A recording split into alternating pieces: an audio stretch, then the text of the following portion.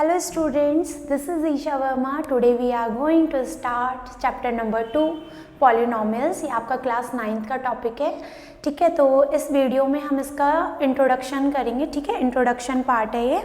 तो introduction to polynomials, तो अगर हम पॉलिनोमियल्स की बात करें तो उसको समझने के लिए हमें सबसे पहले समझना पड़ेगा कि टर्म्स क्या होती हैं। ठीक है, एक टर्म क्या होती है? टर्म होता है जो दो चीज़ों से मिलकर बना होता है, एक नंबर पार्ट से और एक वेरिएबल से। ठीक है, नंबर पार्ट क्या होता है? नंबर पार्ट को हम कोफिशिएंट भी बोलते हैं।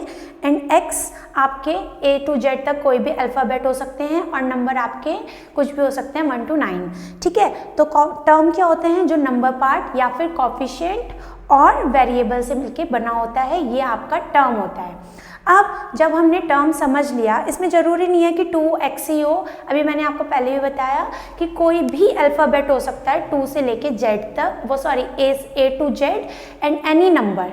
ठीक है, अब जो आपका नंबर पार्ट होता है ये कभी भी चेंज नहीं होता है, that is always be constant value, ये हमेशा आपकी सेम रहेगी। बट जो आपका वेरिएबल है इसकी वैल्यूज़ टाइम पर चेंज होती रहती है अकॉर्डिंग टू क्वेश्चन। वो जब हम आगे क्वेश्चंस करेंगे तो आपको समझ आ जाएगा। अब आता है पॉलिनोमियल्स। तो अब आई होप आपको टर्म्स समझ आ गया होगा। अब पॉलिनोमियल्स क्या होते हैं? Polynomials is a chain of terms. Polynomials क्या होते हैं?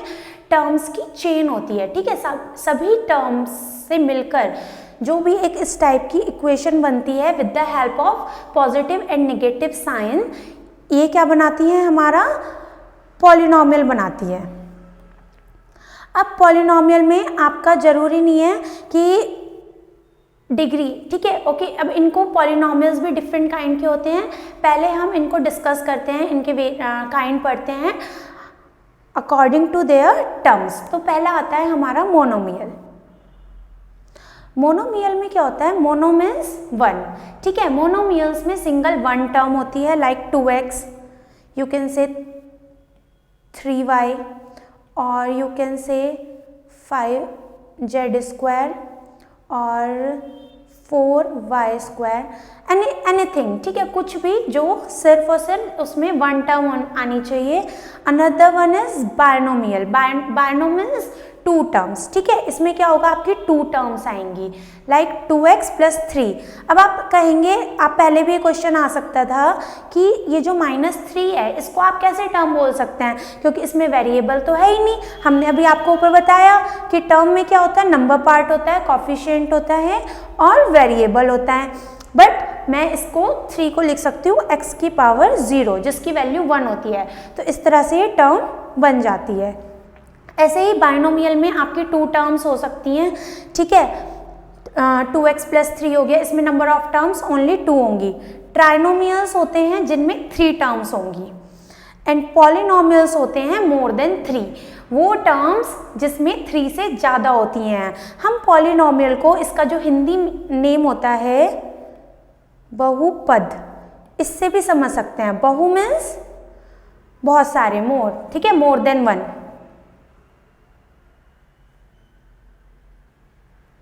एंड पद होती हैं टर्म।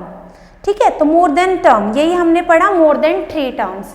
ठीक है, अगर हम ये सारे आपके कहे जाएंगे पॉलिनोमियल, मोनोमियल, बाइनोमियल, ट्राइनोमियल, ये सब आपके पॉलिनोमियल्स हैं।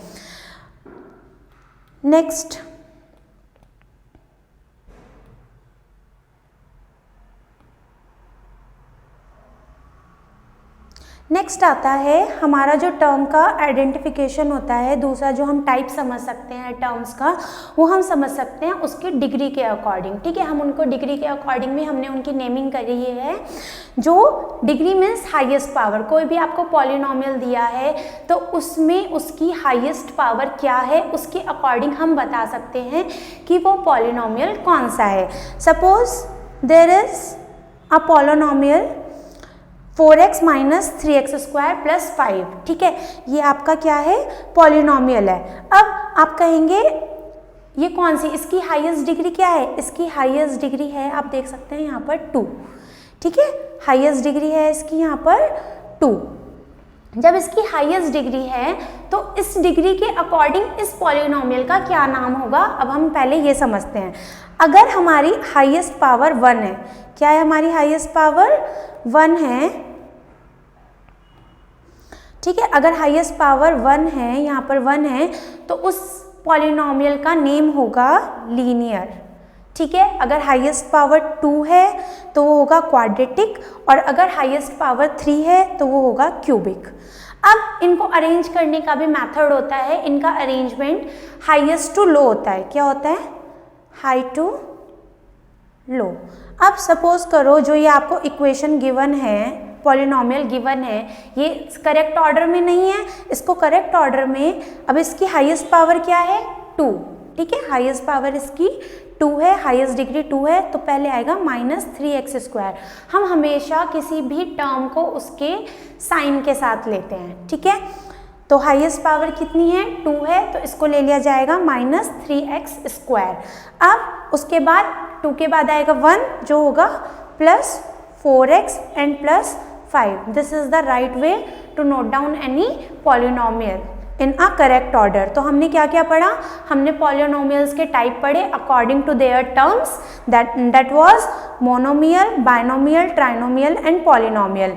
After that we have discussed about the polynomial according to their degree, that is highest power, linear equation, linear polynomial, quadratic and cubic. Let's move to exercise part, that is exercise 2.1 question number 1, ठीक है। Question number 1 में बोला है which of the following expressions are polynomials in one variable and which are not. अब variables की बात करें, अभी हमने पढ़ा था वेरिएबल पार्ट क्या होता है, जिसमें आपका अल्फ़ाबेटिकल ऑर्डर होते हैं, अल्फ़ाबेट्स होते हैं A to Z, ठीक है। तो उसने बोला है कौन से पॉलिनोमियल्स हैं सिर्फ और सिर्फ वन वेरिएबल में, state reason for your answers. तो अब आप देख सकते हैं यहाँ पर क्या है, सारे x -3x + 7, इसको भी मैं ऐसे लिख सकती हूँ x की पावर 0। तो ये क्या है? इन वन वेरिएबल में सिर्फ और सिर्फ एक ही अल्फ़ाबेट हो, सब में यहाँ पर x है, तो ये होगा yes polynomial in one variable. Okay, after that move to this, yes this is also, ठीक है, y² + √2, y² और प्लस √2 में कोई आपको वेरिएबल नहीं गिवन है तो आप y की पावर 0 लगा सकते हैं। तो yes this is also a polynomial in one variable. अब यहाँ पर आता है थर्ड क्वेश्चन में,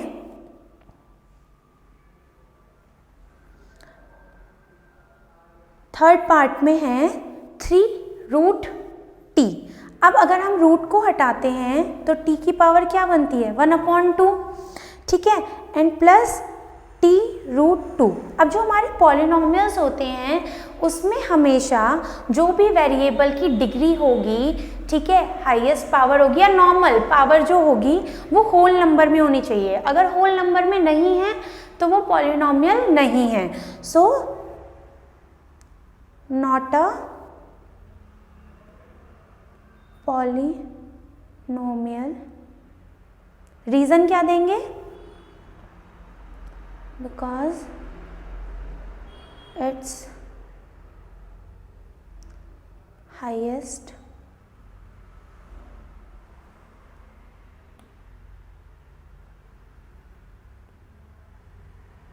degree is not a whole number. Okay, understood. Again let's move to fourth part. Fourth part में भी आप देख सकते